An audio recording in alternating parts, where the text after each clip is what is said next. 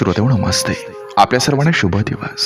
श्रोते हो, या जीवनाच्या प्रवासात आपल्यातलं चांगलं सुंदर गुण हे आपण कधी लक्षात घेतच नाही. आपल्याला आठवतंय का बघा, जेव्हा भूक लागते तेव्हा शरीर आपल्याला शांतपणे संकेत देतं, जेवायची आठवण करून देतं. लहान बाळ दिसलं की आपल्या आवाजात आपोआप मायाने गोडवा येतो. एखाद्यानं मनापासून हसून पाहिलं की आपल्या सुद्धा चेहऱ्यावर नकळत हसू उमटतं. सुंदर सूर्योदय, सूर्यास्त किंवा आपण इंद्रधनुष्य पाहिलं की मन काही क्षणासाठी शांत होतं. श्रोते हो, विश्वास दाखवण्यासाठी आपण हस्तांदोलन, मिठी किंवा खांद्यावर हात ठेवतो.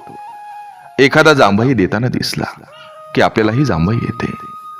कुणी दुःखी असेल तर त्याला धीर द्यावासा वाटतो, जरी तो आपल्या जवळचा नसला तरी.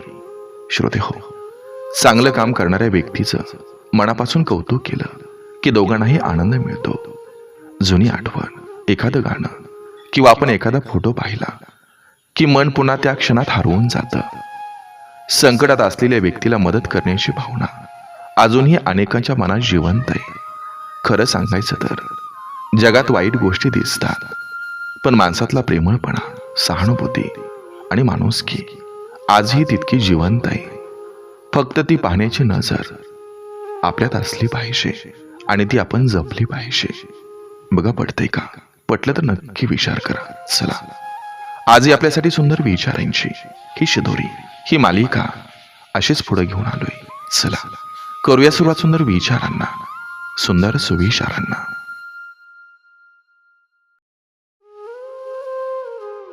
खूप दूरवर पाहण्याच्या नादात चांगल्या गोष्टी अगदी जवळून निघून जातात.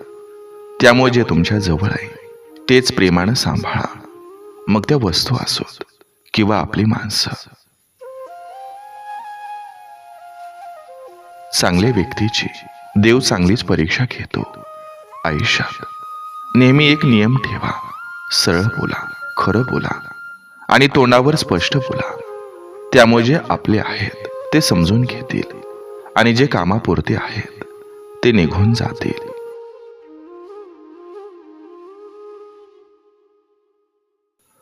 आपल्या आयुष्यात येणारी प्रत्येक व्यक्ती काही ना काहीतरी शिकवून जाते आणि जे शिकलं ते जतन करायला शिका. कुठेतरी कामात येतं. सन्मानाचा दरवाजा एवढा लहान असतो, तिथं थोडं झुकल्याशिवाय प्रवेश नसतो. चूक नसतानाही केवळ वाद टाळावा म्हणून घेतलेली माघार हे संयमाचं फार मोठं प्रतीक आहे. रंग पाहून मनुष्याचा स्वभाव शोधू नका. निष्ठावंत आणि चांगले लोक नेहमी साधेपणानं भेटतात. लोकांच्या मनानुसार आणि सोयीनुसार वागत राहिलं की लोक स्वतःच्या गरजेनुसार बोलतात.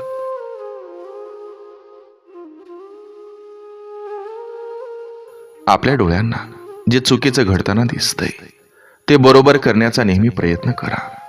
मग ती कर्म असो किंवा व्यक्ती. मृत्यू हा तोच दिवस आहे ज्या दिवशी आपल्याविषयी सर्वांच्या तोंडून चांगले शब्द आणि स्तुती सुमणे येतात. आयुष्यात तुम्ही प्रत्येक वेळेस नवीन चूक करत असाल तर नक्कीच तुम्ही प्रगतीच्या मार्गावर आहात. चुकतो तोच अनुभवातून शिकतो.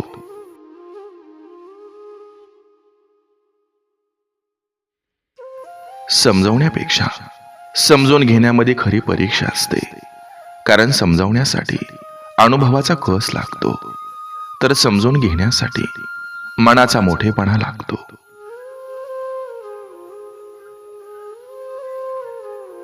स्वभावातील गोडीनं आणि जिभेवरील माधुर्यानं माणसं जोडली जातात. ज्याच्याजवळ उमेद आहे तो कधीही हरू शकत नाही. चुकणं ही प्रकृती, मान्य करणं ही संस्कृती आणि सुधारणा करणं ही प्रगती आहे.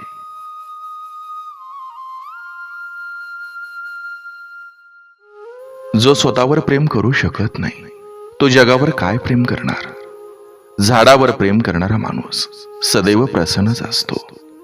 दुसऱ्याचा विचार करायला शिकला तोच खरा सुशिक्षित. धैर्य हे प्रेमासारखं आहे.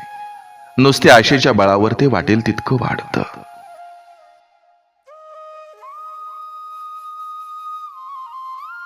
जे बदलता येईल ते बदलावं, जे बदलता येत नाही ते स्वीकारावं, आणि जे स्वीकारण्यायोग्य नाही त्यापासून दूर जावं, परंतु स्वतःला कायम आनंदी ठेवावं.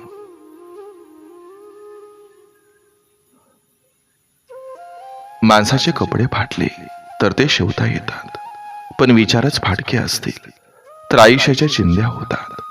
काय बोलावं हे ज्ञान ठरवतं, कसं बोलावं हे कौशल्य ठरवतं, किती बोलावं हे दृष्टिकोन ठरवतो.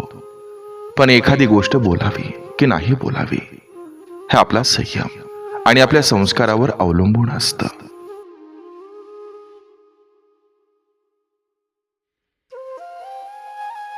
जीवनात नाती अनेक असतात, फक्त ती जपणारी लोक फार कमी असतात. काही नाती असतात रक्ताची तर काही हृदयाची, काही नाती असतात जन्मोजन्मींची तर काही क्षणापुरतीची, काही नाती असतात केसासारखी न तुटणारी पण वेळ आणि विचार न करणारी, काही नाती असतात लांबूनच आपलेपणाची.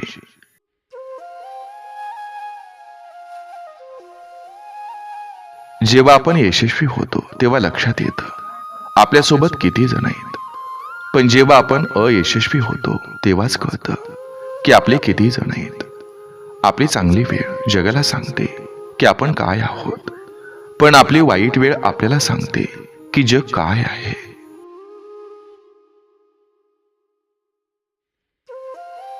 स्वतःचा विकास करा. लक्षात ठेवा, गती आणि वाढ हे जिवंतपणाचं लक्षण आहे.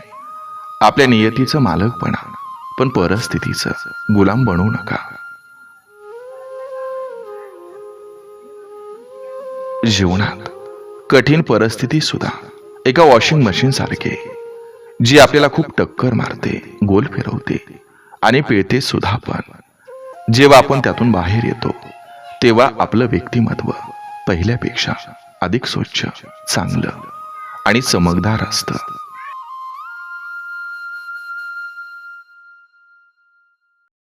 नम्रपणा हा गुण सर्व गुणापेक्षा जास्त किमती आणि मौल्यवान आहे. तो ज्याच्याकडे त्याच्या भोवती कितीही बलाढ्य स्पर्धक असले तरी तो आयुष्यात नक्कीच यशस्वी होतो. कारण सांगणारे लोक यशस्वी होत नाहीत आणि यशस्वी होणारे लोक कारण सांगत नाहीत. कधी कधी हक्क मागून मिळत नाहीत, ते मिळवावे लागतात.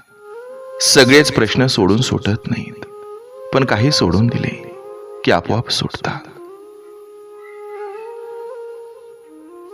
आयुष्यात माणूस अनेकदा संकटात सापडतो आणि कोणाकडून तरी मदतीची अपेक्षा ठेवत असतो, पण ती सहज मिळेलच असं नाही. कारण मदत तशी खूप महाग गोष्ट असून त्याची प्रत्येकाकडून अपेक्षा करू नका. कारण खूप कमी माणसं मनानं श्रीमंत असतात. प्रत्येक मनुष्याच्या जीवनात जीव लावणारे शब्द आयुष्य घडवतात, तर जिवारी लागणारे शब्द आयुष्य बिघडवतात. शब्द प्रेम, प्रेरणा, यश, नातं, तसंच आयुष्यभर आणि आयुष्यानंतरही मनामनात जपणारी भावना देतात. शब्दांचं मोल जपलं की आपलं आयुष्यही अनमोल होतं.